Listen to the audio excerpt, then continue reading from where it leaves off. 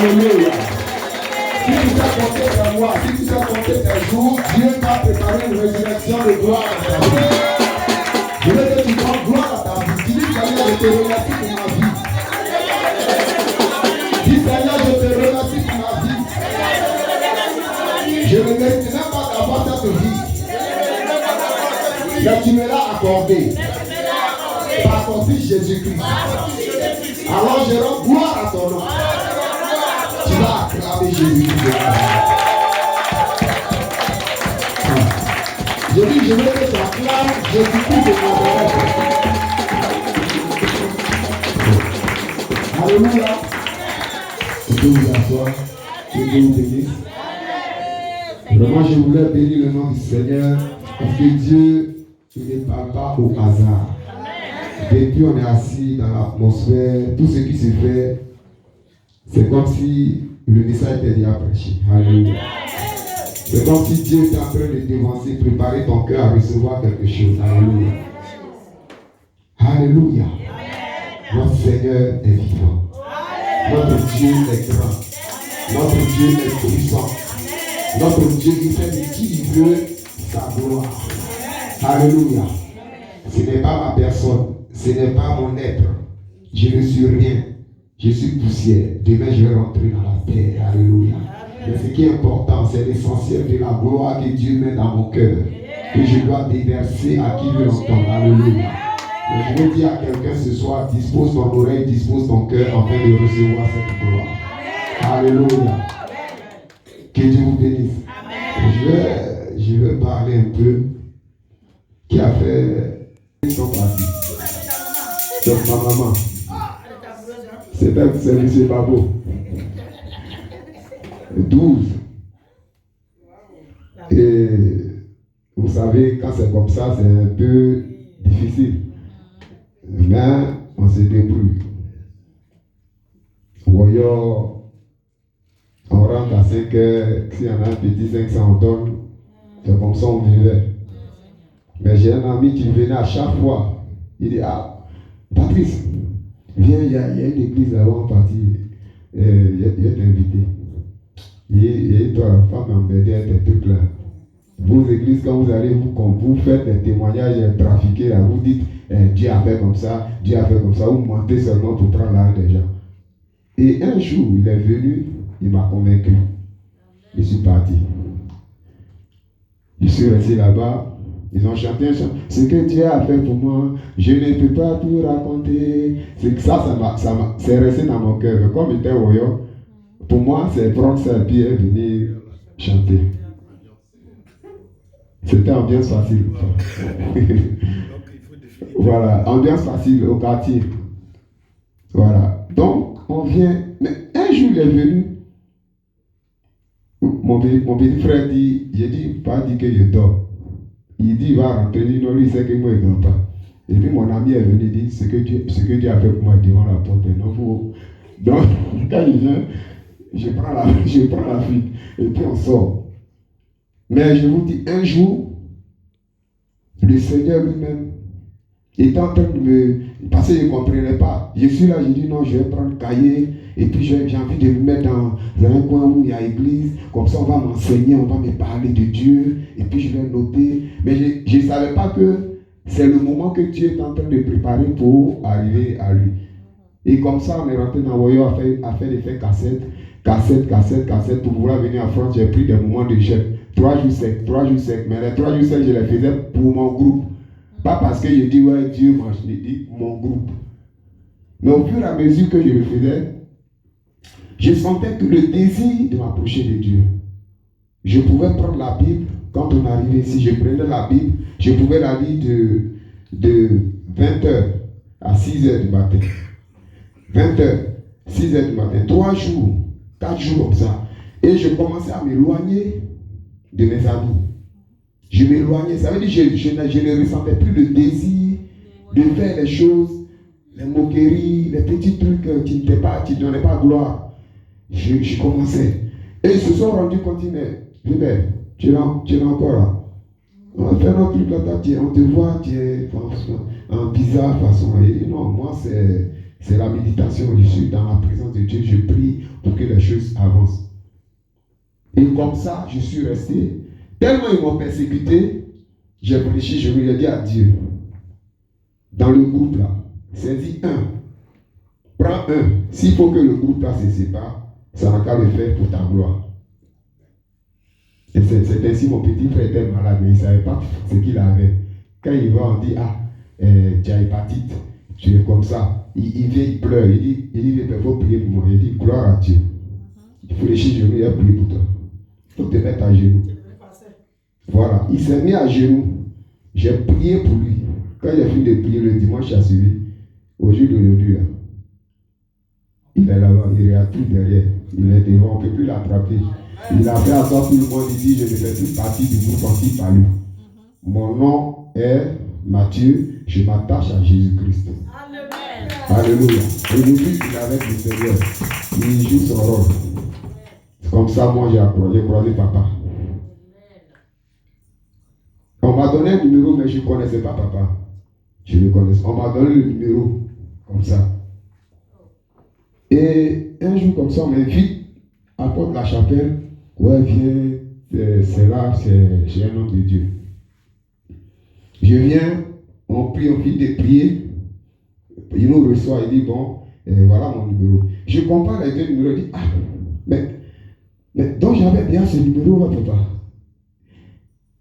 Donc j'ai tout de suite compris que Dieu est en train de maintenant faire un chemin d'avancement avec moi. C'est comme ça que je suis resté avec lui. On a connu des moments, des petits trucs, des difficultés vraiment. Et c'est là-bas que j'ai croisé la plus belle femme qui est assise là. Donc, vous voyez la fertilité est là. Alléluia. Donc, toi, quand tu es dans le faux, il n'est pas avec toi. Quand on monte, quand on descend, si tu es dans le faux, Dieu n'est pas avec toi. Il ne faut pas qu'on se blague ici, il ne faut pas qu'on dise que je viens. Si tu viens pour papa bureau, si tu viens parce que tu veux voir Diacre Alain, si tu viens parce que tu veux te familiariser, Dieu n'est pas avec toi. Dieu est avec celui qui garde sa parole dans son cœur. Dieu est avec celui qui aime sa parole, qui est toujours dans sa maison, et tu le cherches en esprit et en vérité. C'est lui que Dieu cherche. Amen. Pour te lever, puis acclame Jésus.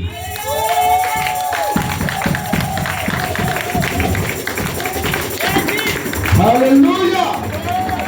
Alléluia. Alléluia. Oh. Assieds-toi. Aujourd'hui, on va parler. Il faut dire à ton frère, on va parler. Il faut qu'on se dise la vérité. Il faut dire à ta soeur, pourquoi tu négliges l'œuvre de Dieu comme ça?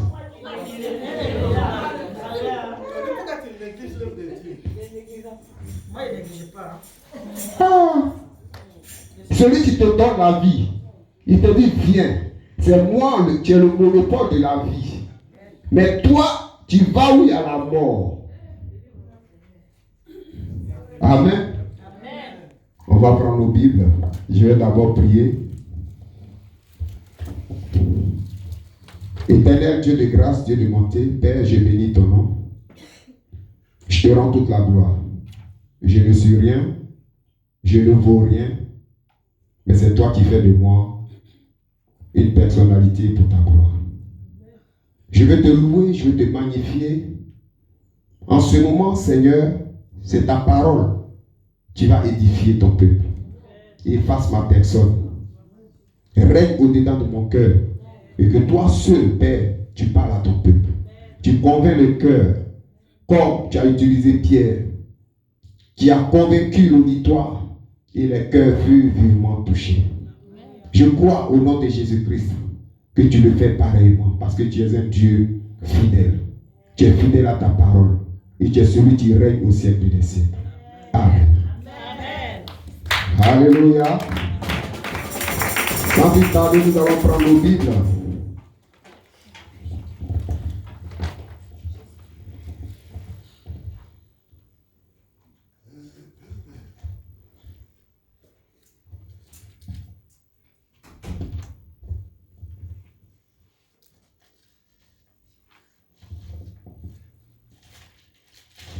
Dans le livre de Luc,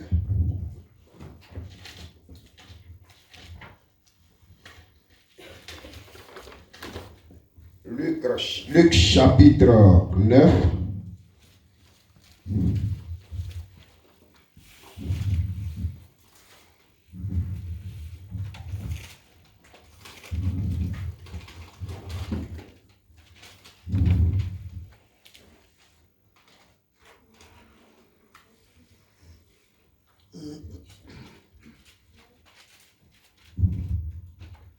Versets 57 à 62.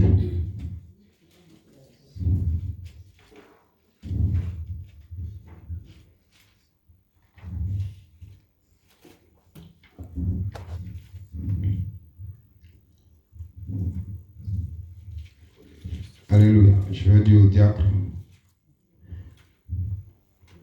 Alain, tu vas lire. Avec révérence. Luc, chapitre 9, à partir du verset 55 partant. Pendant qu'il était en chemin, un homme lui dit, « Seigneur, je te suivrai partout où tu iras. » Verset 58. Amen. De lever la tête. On suit étape à étape. Amen.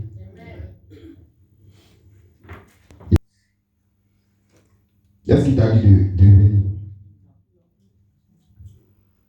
Il t'a forcé? Il t'a demandé pardon? Pourquoi tu le suis?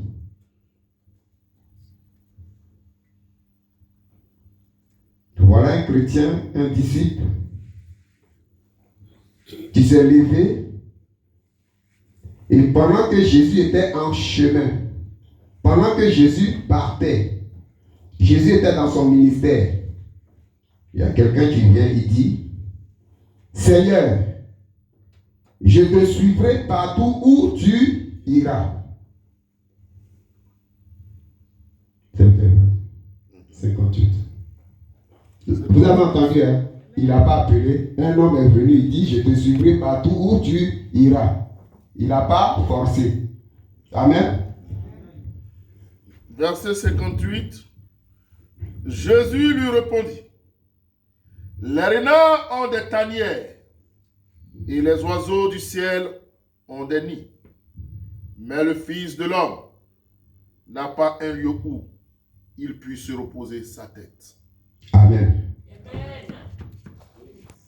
Je te suivrai partout où tu iras. Voilà les recommandations de Jésus.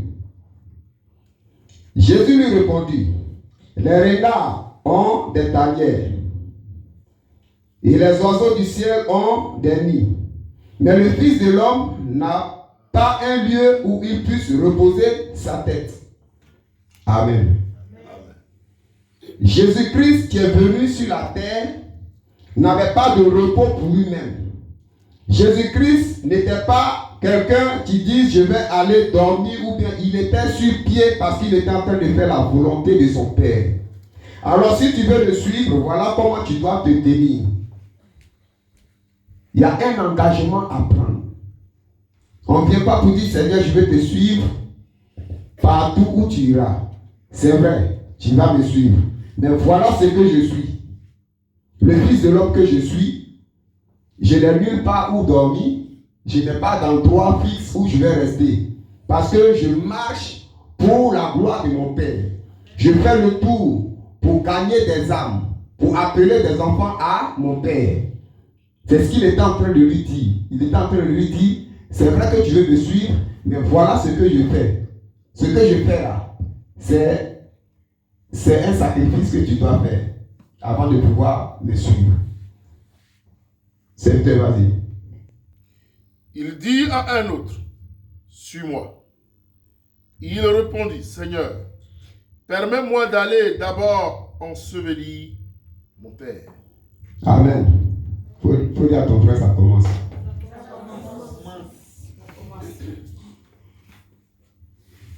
permets-moi d'abord d'aller ensevelir mon père.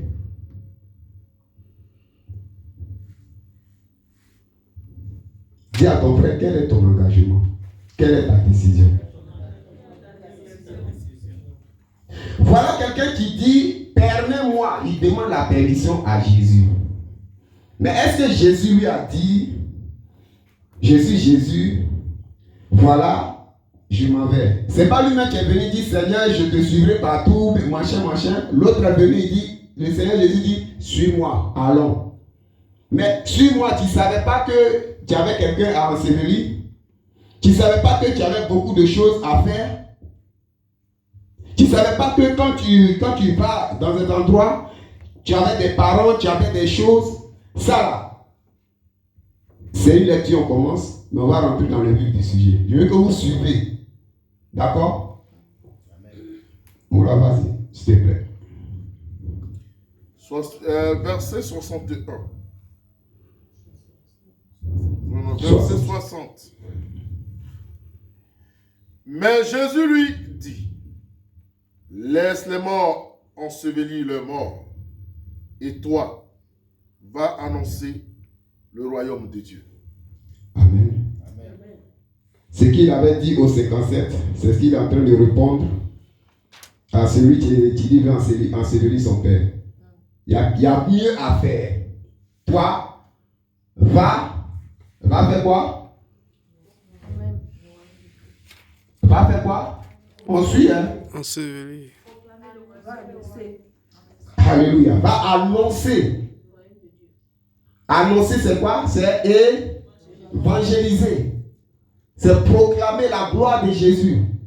C'est dire à celui qui est souffrant que Jésus-Christ peut le guérir. C'est fait, vas-y. 61. Un autre dit, je te suivrai, Seigneur, mais permets-moi d'aller d'abord prendre congé de ceux de ma maison. Je continue. Oui, vas-y. 62. Jésus lui répondit, quiconque met la main à la charrue et regarde en arrière n'est pas propre au royaume de Dieu. Alléluia. Alléluia. Okay. Il dit, pendant qu'ils étaient en chemin, un homme lui dit, Seigneur, je te suivrai partout où tu iras. Voilà un engagement. Voilà une décision. Voilà une disponibilité. Voilà quelqu'un qui dit, je veux suivre Jésus partout où il ira. Je veux dire à quelqu'un aujourd'hui, quand Christ a payé le prix, tu n'étais pas là comme moi. Les gens ont annoncé l'évangile par le canal de la Bible. Tu es venu trouver la Bible comme moi. C'est la parole de Dieu que nous suivons. C'est cette parole qui nous dit, voilà comment Jésus a été crucifié, voilà comment il a été ressuscité. Mais là, c'est les témoins oculaires qui étaient là, qui sont en train de témoigner ce que Jésus a vécu avec les disciples. Il dit, pendant qu'ils étaient en chemin, un homme lui dit, Seigneur, je te suivrai partout où tu iras. Jésus lui répondit, les renards ont des tanières, les oiseaux du ciel ont des nids, mais le Fils de l'homme n'a pas un lieu où il puisse reposer sa tête. Jésus avait un objectif bien fixé. Jésus n'était pas venu pour se reposer. Jésus n'était pas venu parce qu'il avait envie d'avoir une belle maison, parce qu'il avait envie d'amasser de l'argent pour s'enorgueillir. Jésus était venu pour quelque chose de précis, de faire la volonté de son Père, faire la volonté de son Père qui l'a envoyé. Et là, en ce moment, Jésus est le maître. Celui qui doit suivre le maître doit marcher en fonction du maître, doit écouter ce que le maître lui dit. Amen. Ça, c'est le comportement du chrétien vrai. Jésus n'avait nulle part où dormir. Il dit, moi que vous voyez là, je suis ici, je suis là, je suis là, je suis là. Je n'ai pas de repos, je ne me repose nulle part. Mais là où je vais, je proclame la gloire de mon Père. Quand je vais ici, je fais la volonté de mon Père. Ça veut dire que je n'ai même pas d'endroit où je vais rester. Si on pouvait le départager comme ça, peut-être qu'il allait se reposer. Mais il était le Fils unique qui est venu pour proclamer la gloire de Jésus, de Dieu, sur la terre des hommes. Un homme fait chair, tu es la parole de Dieu, tu es venu pour annoncer l'oracle de Dieu. Sinon, qui connaît Dieu? Qui a déjà vu Dieu? Mais Jésus est venu annoncer Dieu, l'existence de Dieu, la puissance de Dieu, la gloire de Dieu, le royaume de Dieu. Jésus est venu proclamer ça à l'humanité. Voilà pourquoi Dieu a eu cette intelligence surnaturelle pour venir faire venir Jésus des entrailles d'une femme pour qu'il grandisse avec l'homme. Pour que l'homme sache qu'il est Dieu, mais il va vivre avec l'homme pour voir les tares, les maux, les difficultés, pour voir comment est-ce que l'homme réagit, comment l'homme peut poser des actions. C'est en cela que Jésus est venu pour accomplir la mission de se donner à la croix pour que l'humanité soit sauvée. Amen. Mais je vais prendre l'image la charrue, c'est ça? L'image de la charrue. La crue est comme ça. Mais quand elle veut fertiliser le sol, il faut que les animaux poussent la charrue pour que le sol soit droit. Mais c'est le dernier passage qui m'intéresse. Il dit quiconque met la main à la charrue et regarde en arrière n'est pas propre au royaume de Dieu. Amen. Quiconque met la main à la charrue n'est pas propre au royaume de Dieu. Il veut dire quoi? Si tu as accepté Jésus et que tu marches avec Jésus et que tu dis que tu l'as accepté comme sauveur et Seigneur, tu ne dois plus regarder en arrière. Parce qu'une fois que tu regardes en arrière, c'est-à-dire que tu n'es pas digne, tu n'es même pas propre d'être dans le royaume de Dieu. Tu n'es pas digne du royaume. Voilà notre assemblée. Amen. C'est le champ que Dieu nous a donné. C'est le champ que Dieu t'a donné. Mais vous croyez que si la charrue est là, qui va guider la charrue? S'il n'y a personne. Mais toi et moi, nous savons pertinemment que nous avons mis la main à la charrue. Nous sommes là, nous sommes arrêtés. Nous sommes là et nous guidons. La charrue nous guide. La charrue nous guide. Dieu a envoyé son serviteur dans cette France. Il a fait une assemblée.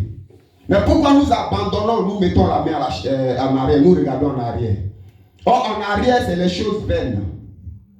En arrière, c'est les choses qui vont nous faire rétrograder. Ça fait qu'il y a une décroissance spirituelle. Ça fait que tu ne peux pas évoluer spirituellement. Tu as la main à la charrue t'amène vers le but, tout droit vers le but, pour la victoire, pour la gloire de Jésus.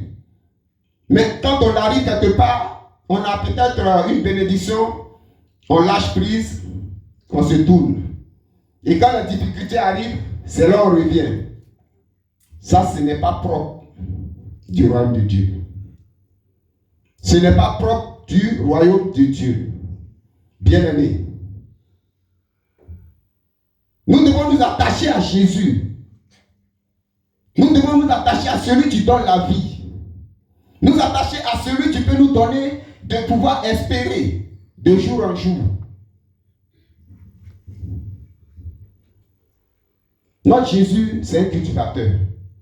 Quand il fait un exemple, si ce n'est pas le grain de blé, si ce n'est pas le figuier, si ce n'est pas ceci. Mais là, il a parlé de la terre, de la charrue et de la terre, de ton champ.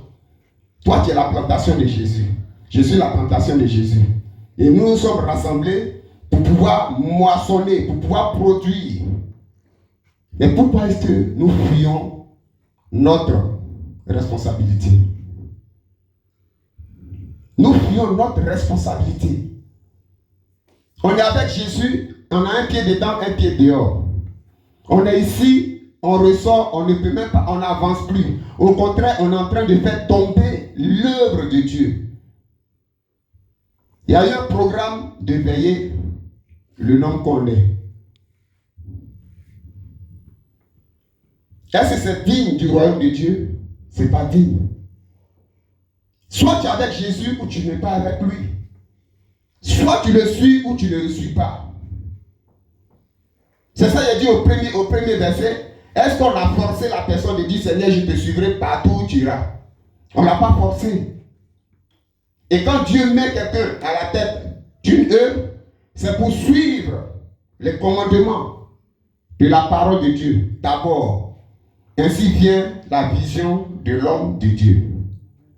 Et quand tu vas t'attacher à cette parole, tu seras ferme. Tu vas comprendre ce que l'homme de Dieu est en train de préparer pour toi. Quand il prépare quelque chose, c'est parce que c'est pour ton bien. C'est Dieu qui l'inspire. C'est Dieu qui lui donne la révélation de pouvoir mettre des missionnaires pour gagner des âmes à Christ. Et la main à la charrue, c'est nous qui sommes en train de murmurer. Murmurer, c'est regarder derrière. Critiquer, c'est regarder derrière. On met la main à la charrue pour que la charrue est en train de partir dans la direction indiquée, mais c'est nous qui avons l'audace de critiquer, de murmurer. Ici n'est pas bon, là n'est pas bon, mais toi, tu regardes où? Nous devons changer notre vision. Nous devons changer notre comportement d'adoration. Nous devons avoir une décision fixe. Est-ce que tu t'es décidé à chercher Jésus? Est-ce que tu as accepté réellement Jésus? Est-ce que depuis il est venu ici, il n'a pas regardé en arrière? Malgré tout ce qui pouvait se passer, quelque chose tu vas se dire, quelque chose tu vas se prononcer contre lui, mais il est là. Mais nous qui sommes là, on doit vraiment s'attacher. Regarder à la foi de son serviteur et mettre notre foi en Jésus-Christ pour glorifier le nom de Dieu. Il dit, allez partout, faites de toutes les nations les disciples. Allez partout, faites de toutes les nations les disciples. Parce que quand tu as la main à la charrue, il te communique quoi? La parole. Pour que tu puisses aller de porte en porte pour dire à celui-là, Jésus-Christ est vivant. Jésus-Christ est vivant. Il est capable de te guérir. Il est capable de te donner la vie. Il est capable de donner gloire à son nom dans ta famille. Il y a beaucoup d'hommes qui meurent, qui sont là, qui meurent. Mais nous sommes dans la maison Alfort qui nous avons touchés. Normalement, nous devons gagner maison Alfort. Mais on a un problème. Nous regardons tous en arrière. La charrue, c'est quoi? C'est pour aller en avant. La charrue, c'est pas pour regarder en arrière. La charrue, c'est pour avancer avec Christ. C'est pour avancer jusqu'au royaume. La charrue, c'est quoi? Il y a les miracles. La charrue, c'est quoi? C'est les révélations. La charrue, c'est quoi? C'est annoncer Jésus-Christ. Vous dites qu'il est puissant. La charrue, c'est quoi? Quand tu arrives, tu vois le démon, tout de suite, il va quitter devant toi. Mais aujourd'hui, dans nos églises, quand nous arrivons, tellement on n'a même pas notre main dans la charrue, on regarde toujours derrière. C'est nous, on a des difficultés. Toujours des difficultés. Il y a un programme à... Moi-même, je dois faire ça. On m'a mis un programme ici, je dois faire ceci. On a toujours de quoi à dire. On raisonne. Toujours on raisonne. Celui-là a marché sur mon pied, celui-là m'a fait ça, celui-là m'a dit ça. Ces éléments-là, c'est regarder en arrière. C'est regarder en arrière. Nous devons changer notre comportement. Regardez, fixer l'objectif qui est Jésus-Christ. Aller à l'essentiel. L'essentiel pour la gloire de Jésus. On est là, on se cache pour fumer, on se cache pour boire. Mais tu te caches devant qui? L'homme de Dieu? Non. Dieu lui-même, il te voit déjà. Tu es découvert à nu devant lui. Nous tous, nous sommes découverts à nu devant lui. Nos petites actions que nous posons là, il voit, il sait tout. Mais il dit, nous ne sommes pas propres au royaume de Dieu. C'est-à-dire que tu n'es même pas habilité à être dans le royaume. Tu n'es même pas, je ne sais pas comment, tu n'es même pas prompt à être dans le royaume de Dieu. Parce qu'avec lui, quand tu es avec lui, tu es avec lui. Parce qu'il est un Dieu fidèle. La Bible dit, c'est un Dieu qui est très jaloux, il ne partage pas sa gloire. Bien aimé, mettons notre main à la charrue, restons. Que ta main reste à la charrue. Ne regarde plus en arrière. La décision que tu as prise, il faut que tu sois ferme. Il faut que tu te dises, c'est cette décision que j'ai prise, c'est celle-là qui va m'envoyer à la gloire. C'est celle-là qui va permettre que j'ai ma bénédiction. C'est celle-là qui va permettre que je témoigne pour la gloire de Jésus. Amen. Tu dis que tu cherches Marie, tu as la main à la charrue, mais tu regardes en arrière, ton ancien copain, ton ex, il t'envoie des SMS, mais ton regard est là-bas. Mais quel mari, comment tu vas avoir le mariage? Or, plus qu'il y avait Jésus, Jésus-Christ est en train de préparer une gloire pour toi. Plus qu'il y avait avec lui, Jésus-Christ est en train de préparer une gloire. Il est en train de fertiliser ton champ. Il est en train de rendre mou ton sol. Parce que la parole qui va venir pour toi, elle va produire obligatoirement des fruits. Lui-même, Jésus, il a dit, il est le cultivateur. Il dit, si le grain de blé ne meurt, il ne peut porter de fruits. Mais avant que le grain de blé meure, il fallait que lui, il vienne pour fertiliser le sol de toute l'humanité.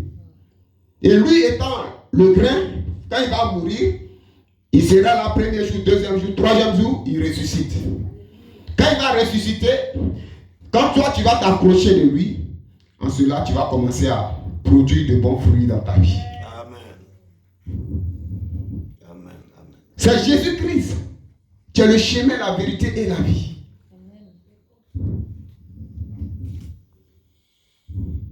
Bien-aimé, arrêtons. Dis à ton frère, arrêtons. Dis arrêtons. Tu dois payer ta dîme, prépare ta dîme et puis viens. Préparons nos dîmes et venons, payons avec joie. Tu as une offrande, fais ton offrande sans toutefois calculer. Ne raisonne pas. Pour être propre au royaume de Dieu, il y a des choses auxquelles on ne doit plus raisonner. Tu ne dois plus calculer. Tu dois dire, je viens pour la gloire de Dieu. Je viens parce que le Seigneur m'a donné la vie. Le champ est là, la moisson est grande, mais il y a peu d'ouvriers. Nous sommes en France, chacun de nous, on sait où on va. On sait qu'est-ce qu'on dit. Arrêtons. Arrêtons les commérages. Tu as accepté Jésus-Christ de Nazareth. Tu dois marcher, être soumis à sa volonté, être soumis à sa parole et marcher fidèlement avec humilité, surtout humilité et obéissance. Nous sommes trop orgueilleux à cause de peut-être j'ai eu ma carte, ou bien à cause de j'ai mis 500 €, ou bien j'ai ceci, je peux faire ça, je peux m'en sortir pour faire ça. Bien-aimé, Christ n'est pas, il ne regarde pas à ça. Christ, il regarde à l'essentiel, que ton âme soit sauvée. Que ton âme soit sauvée, que tu puisses aussi sauver des âmes. Des gens qui périssent. Tu vas dans les hôpitaux, ils n'ont même pas d'endroit, ils sont là, ils n'ont pas la paix. Mais quand toi tu viens, tu as la solution, quand tu lui dis Jésus t'aime dans son oreille, le thème là seulement, ça ressuscite ce qui est en elle. Quand tu dis Jésus t'aime dans son oreille, quelque chose se passe. Ce n'est pas de ta force. Il a dit seulement annonce, et lui il fait le reste. Amen. Amen. Bien-aimé, aujourd'hui, il faut qu'on ait la résolution de marcher fidèlement avec Jésus. Amen. Quittons les petites choses. Quittons les commérages. Quelqu'un t'appelle, il faut lui dire c'est quoi on a vu à l'église. Quel verset on a lu. Qu'est-ce qui a été dit pour ta vie. C'est une parole de vie, il doit te donner. Mais les histoires de voilà, ici, c'est comme ça, c'est rentré ici. Non, tu regardes en arrière. Tu regardes en arrière. Et Jésus dit, tu n'es pas propre du royaume. Alléluia. Amen.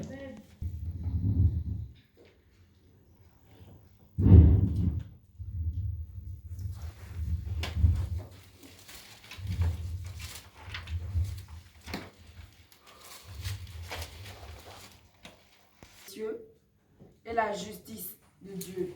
Et toutes ces choses vous seront données par-dessus.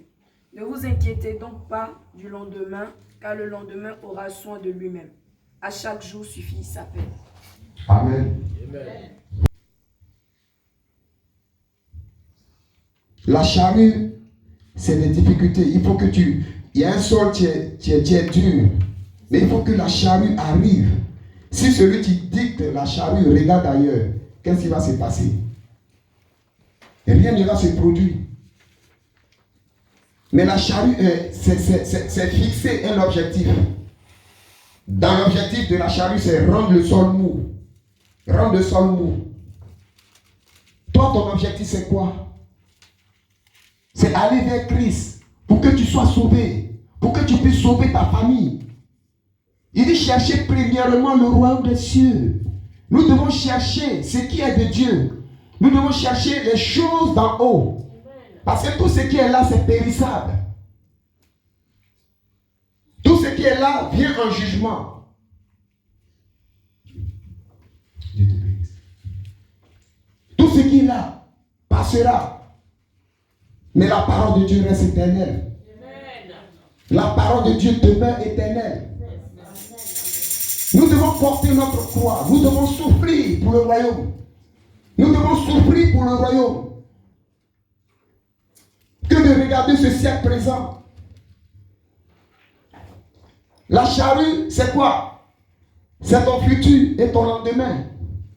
Quand tu es avec Jésus-Christ, il dit ne point t'inquiéter. Parce que tu es avec lui, il te dit ne t'inquiète pas. C'est lui qui est capable d'agir pour toi. La médecine va te dire que ça ne va pas. Mais parce que tu as la main à la charrue et que tu es sincère avec Dieu, Dieu opère le miracle. Il est obligé d'opérer le miracle. Si la médecine t'avait condamné pour dire que tu ne peux pas enfanter, Anne avait la main à la charrue. Elle avait la main à la charrue. Elle ne cessait de prier. Elle priait sans cesse. Elle criait à Dieu. Elle parlait à Dieu. Mais le jour, le Seigneur a dit oui, quelque chose s'est produit. Je voudrais dire à quelqu'un, dis à ton frère, laisse tomber tout ce que tu fais là. Il dit, vous allez travailler 6 jours, mais le 7e jour, il faudra que ce jour me soit consacré. Je il parlait même de tuer dedans. Mais aujourd'hui, on a la grâce, on fait ce qu'on veut. On pose des actions, ouais, Jésus même il sait où. Il ne sait pas. Hein? Il ne sait pas. Ce qu'il sait que c'est que tu n'es pas propre du royaume. Tu n'es même pas digne d'être appelé enfant de Dieu. Parce que tu ne fais pas sa volonté. Bien-aimés, c'est un message pour nous, pour qu'on soit vraiment déterminés à nous attacher à la volonté de Dieu. Nous attacher à la parole de Dieu. Nous attacher au royaume de Dieu. Parce que ce monde-là passera. Ce monde passera. Nous allons quitter tout. On va arriver devant Dieu. Quel témoignage on va rendre? Nous devons considérer notre existence comme étant le dernier jour de notre adoration. Parce que quand tu marches avec Dieu, le Seigneur est toujours là, en train de te conduire. Il te montre les endroits où tu ne dois pas aller, où tu dois aller. C'est à cause de ça qu'il a parlé de main. Quand tu mets la main, c'est tout ton être. Tu dois aimer Dieu de tout ton cœur. Alléluia. Tu vas te lever, tu vas acclamer Jésus. Alléluia.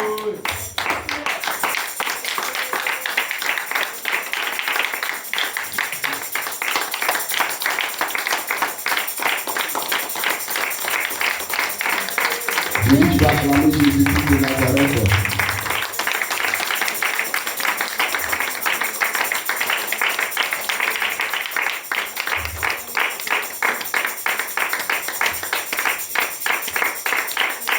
Va chanter ce chant avec moi.